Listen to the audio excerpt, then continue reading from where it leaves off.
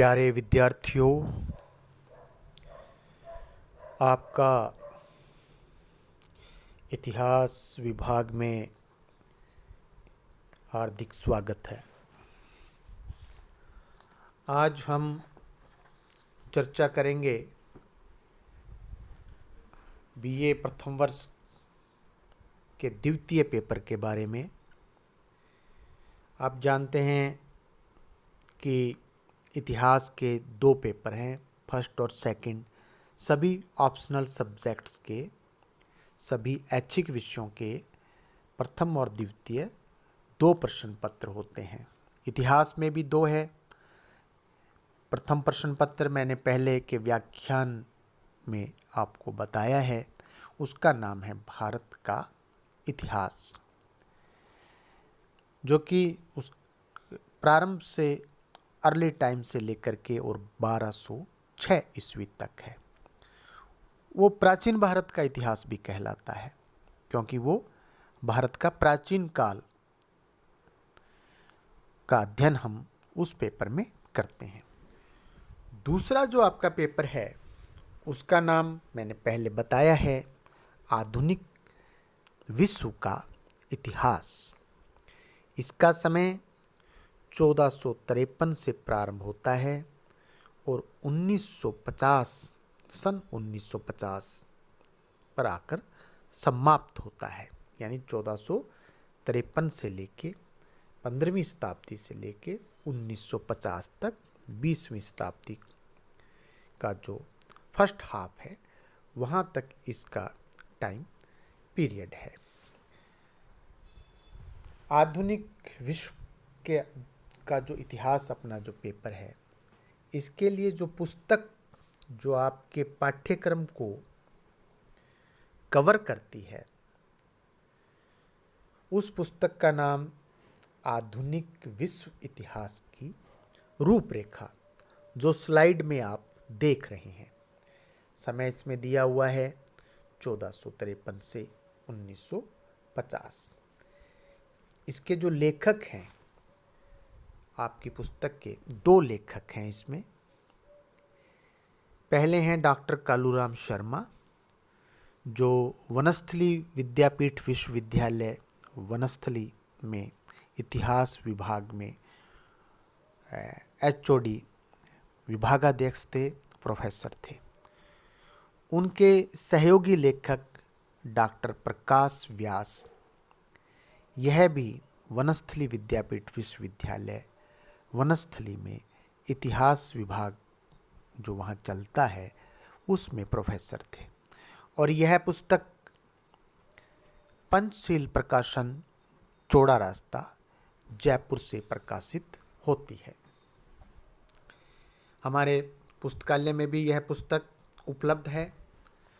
जब कोरोना ख़त्म हो जाएगा, कक्षाएं प्रारंभ होंगी, तो आप पुस्तकालय से इस पुस्तक को प्राप्त कर सकते हैं। आपके सिलेबस के अनुसार, पाठ्यक्रम के अनुसार यह पुस्तक है।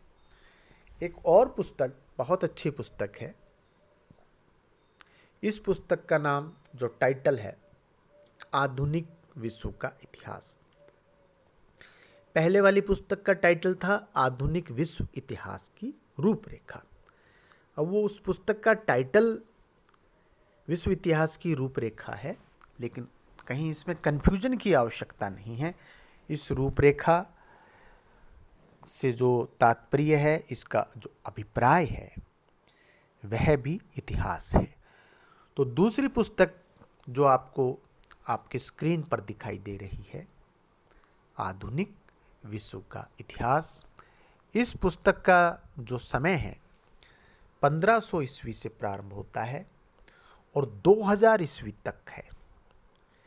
दोनों पुस्तकों में करीब समय में 50 साल का अंतर है। जो दूसरी पुस्तक अभी जो आप देख रहे हैं, ये पहले वाली पुस्तक से 50 साल बाद प्रारंभ होती है और 50 साल बाद समाप्त होती है, लेकिन कोई कन्फ्यूजन की आवश्यकता नहीं है। तो इस पुस्तक का जो 1500 ईस्वी से लेकर 2000 ईस्वी तक का काल है। इस पुस्तक के लेखक हैं doctor Krishna Gopal Sharma. Doctor Krishna Gopal Sharma professor और विभागाध्यक्ष थे भारतीय माफ़ करना इतिहास एवं भारतीय संस्कृति विभाग, राजस्थान विश्वविद्यालय जयपुर। अभी इसी महीने आप रिटायर हुए हैं। डॉक्टर कृष्ण गोपाल शर्मा इतिहास में एक बहुत बड़ा नाम, बहुत ही विद्वान प्रोफेसर, बहुत ही बड़े स्कॉलर डॉक्टर कृष्ण गोपाल शर्मा। दूसरे लेखक हैं प्रोफेसर कमल सिंह कोठारी, विभागाध्यक्ष इतिहास विभाग, राजकीय लोहिया महाविद्यालय चूरू। आप सेवानिवृत्त हो चुके हैं। आप भी बहुत बड़े इतिहासकार के रूप में राजस्थान में जाने जाते हैं। और तीसरे लेखक हैं इसी पुस्तक के डॉक्टर विष्णु प्रसाद शर्मा। आप भी इतिहास विभाग के विभागाध्यक्ष रहे हैं, परिष्कार college of global excellence Jaipur. यह तीनों लेखकों की यह पुस्तक, यह भी आधुनिक विश्व के इतिहास में एक अच्छी पुस्तक है। अजमेरा बुक कंपनी, त्रिपोलिया बाजार, जयपुर से यह प्रकाशित है। यह पुस्तक भी राजकीय लोहिया महाविद्यालय के पुस्तकालय में उपलब्ध है। कॉलेज खुलने पर, महाविद्यालय खुलने पर आप इस पुस्तक को भी प्राप्त कर सकते हैं। और विद्यार्थी और अधिक कोई ये पुस्तक के और पुस्तक चाहता है तो एक पुस्तक जो इतिहास में जो प्रतियोगी परीक्षाओं में जिसका बड़ा महत्व है, आधुनिक विश्व का इतिहास 1500 से 2000 तक है, वो जैन और माथुर की पुस्तक है, जिसके लेखक हैं डॉक्टर हुकमचंद जैन और डॉक्टर माथुर, कृष्णचंद माथुर। ये दोनों इसके लेखक हैं। जैन प्रकाशन मंदिर जयपुर से यह प्रकाशित है। ये खासकर प्रतियोगी परीक्षाओं के लिए जो परीक्षार्थी हैं, चाहे वो यूपीएससी दे रहे हैं, चाहे वो आरपीएससी में कोई भी परीक्षा, बड़ी जो परीक्षा हैं, प्रशासनिक परीक्षाएं, प्रोफेसर की परीक्षाएं, उनके लिए यह पुस्तक काफ़ी महत्वपूर्ण है। इसके बाद में विद्यार्थियों, स्क्रीन पर आपको विश्व का नक्शा दिखाई दे रहा है पूरा, जिसको आप बड़ा करके देख सकते हैं। ये क्योंकि इतिहास का एक नियम है विद्यार्थियों, इतिहास पढ़ने से पहले आपको एक मैप की जानकारी होना आवश्यक है। आप यदि पहले मैप देख लेते हैं, नक्शा देख लेते हैं, तो आपको बड़ी सुविधा रहती है और इतिहास आपको अच्छे से समझ में आता है। जब आप बाज़ार जाएं तो ऐतिहासिक मानचित्रावली नाम से एक पुस्तक बाज़ार में मिलती है। एटलस भी आप जानते हैं, जिसमें मैप्स होते हैं। तो वो पुस्तक प्रत्येक इतिहास के विद्यार्थी के पास में होनी चाहिए।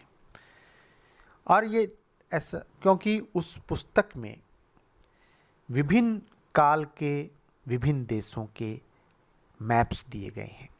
अब विश्व का इतिहास या विश्व का मानचित्र आप देख रहे हैं, या यूरोप का मानचित्र देख रहे हैं, या एशिया का मानचित्र देख रहे हैं, यह मानचित्र जैसा आज है, जो देश मानचित्र में आज दिखाई दे रहे हैं, उन देशों की जो सीमाएं दिखाई दे रही हैं, वो 500 साल पहले ऐसा नहीं था। इनमें बदलाव है। बहुत से आपको नाम गायब मिलेंगे मैप में से, 500 साल जो पहले थे आज नहीं मिलेंगे। उनके आकार के अंदर परिवर्तन आपको मिल सकता है। किसी का आकार बड़ा हो सकता है, किसी का आकार छोटा हो सकता है। भारतीय संदर्भ में हम बात करें तो 1947 से पहले जो भारत का मैप था, आप जानते हैं उसमें पाकिस्तान भी सम्मिलित था, बांग्लादेश भी सम्मिलित था। लेकिन आज जब आप मानचित्र को देखेंगे, विश्व के मानचित्र को, तो इस भूभाग भारतीय उपमहाद्वीप में आपको 3 देश दिखाई देंगे अलग अलग। पाकिस्तान की नई एंट्री हो गई 1947 में, 1971 में बांग्लादेश नाम का एक नया देश मानचित्र पर आ गया। ऐसे ही विश्व के इतिहास में है, जो मैप है, नक्शा है, वो समय समय पर बदलता रहता है। तो जिस पुस्तक का मैं जिक्र कर रहा हूँ, ऐतिहासिक मानचित्रावली या एटलस, उसमें विभिन्न काल के मैप्स हैं। वो प्रत्येक इतिहास के विद्यार्थी के पास हो तो बहुत बेहतर है, उससे आपकी इतिहास की समझ बढ़ेगी। अर्थात इतिहास की जानकारी से पहले भूगोल की जानकारी होना आवश्यक है। मैंने और भी मैप दिए हैं यहाँ पर, ताकि आप विश्व के मानचित्र के साथ साथ यूरोप का मानचित्र मैंने अलग से थोड़ा मोटा मोटी देने का, स्लाइड पे दिखाने का प्रयास है। इसमें जो पीला भाग दिखाई दे रहा है, बहुत बड़ा भाग, ये रूस का भाग है, और बाकी इस तरफ आपको यूरोप के अन्य देश नज़र आएंगे। जब आप इस अपनी स्क्रीन पर इसको बड़ा करके देखेंगे, आपको यूरोप के और अफ्रीका के देश नज़र आएंगे। इसमें एक गूगल से भी मैंने मानचित्र इस पे स्लाइड में लगाया है, आप इसको भी बड़ा करके देखें, आपके काम आएगा। आपकी स्लाइड पे थोड़ा सा यूरोप के बारे में जानकारी है। आप जानते हैं कि इस पृथ्वी पर 7 महाद्वीप हैं, उनमें से एक महाद्वीप यूरोप है। सबसे बड़ा महाद्वीप आप जानते हैं एशिया है, जिसमें हम रहते हैं, जिसमें चीन भी है, भारत भी है, वो एशिया है, एशिया महाद्वीप है। और एशिया और यूरोप महाद्वीप पूरी तरह से जुड़े हुए हैं। आप देखते हैं कि ऑस्ट्रेलिया हमसे नहीं जुड़ा हुआ, उत्तरी अमेरिका हो चाहे दक्षिणी अमेरिका हो, अफ्रीका हो, एंटार्क्टिका, वो हमसे नहीं जुड़े हुए। लेकिन एशिया और यूरोप जो है ये आपस में जुड़े हुए हैं, और इसलिए इसको सम्मिलित रूप से यूरेशिया भी कह दिया जाता है। यूरोप यूरेशिया का सबसे पश्चिम में पड़ता है ना, ये बिल्कुल एकदम पश्चिम में पड़ता है, पश्चिमी प्रायद्वीपीय खंड है। यूरोप क्षेत्रफल के आधार पर विश्व का दूसरा सबसे छोटा महाद्वीप है। इसका जो क्षेत्रफल है वो ये आकार के हिसाब से दूसरा सबसे छोटा ये महाद्वीप पड़ता है। यूरोप के इस छोटे से क्षेत्रफल में लगभग 50 देश पड़ते हैं।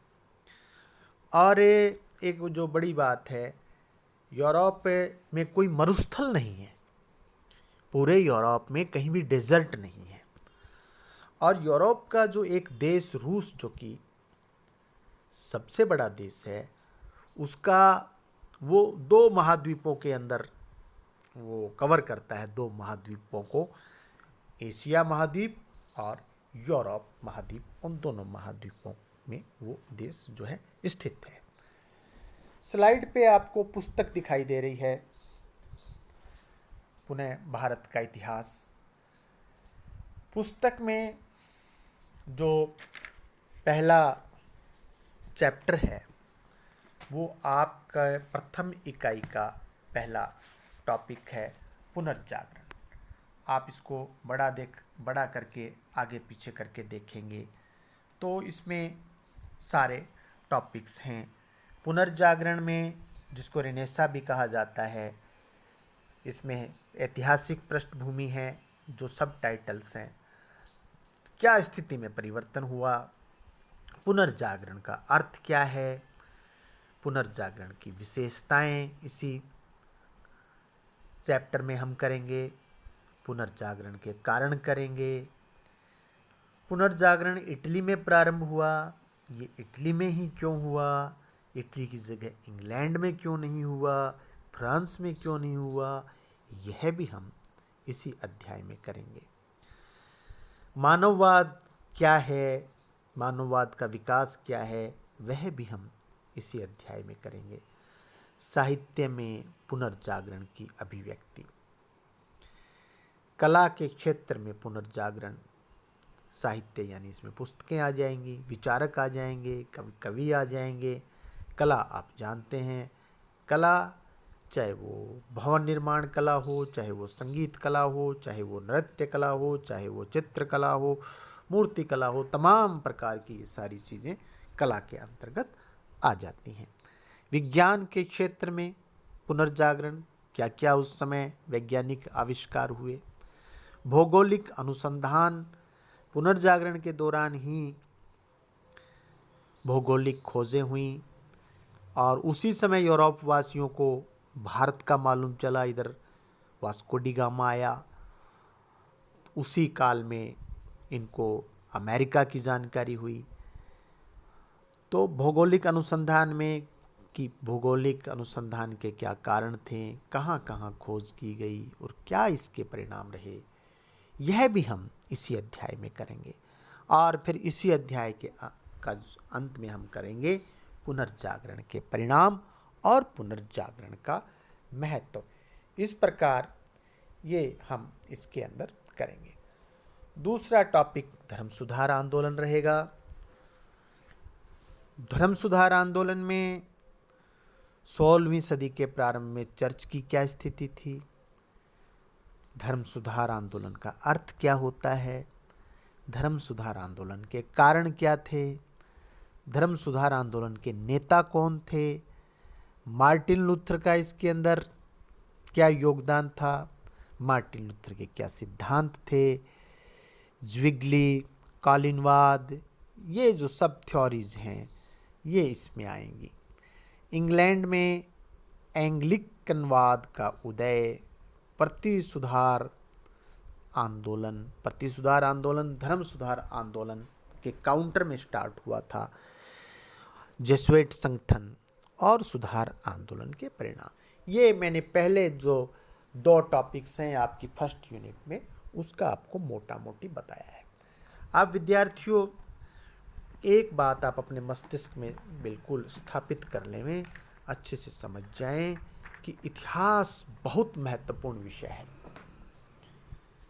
इतिहास हमारी जिज्ञासाओं को तो शांत करता ही करता है।